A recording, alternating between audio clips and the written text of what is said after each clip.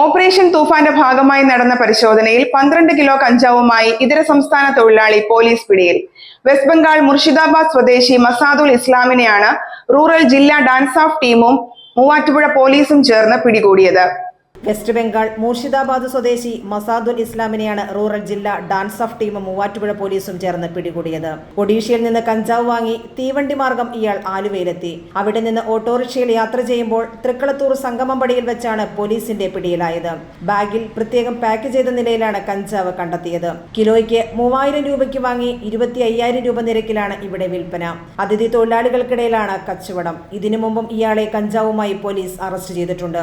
Dance of ടീമിനെ കൂടാതെ narcotic cell DYSP C Binukumar, Muvattupuzha DYSP KR Manoj, Muvattupuzha inspector MS Faisal, station house officer Subin Biju, SI മാരായ S Sreenath, Dileep Kumar, Binu Varghese, senior CPO KV Girish Kumar, KT Nijas, Binil Eldhose തുടങ്ങിയവരാണ് അന്വേഷണ സംഘത്തിൽ ഉണ്ടായിരുന്നത്.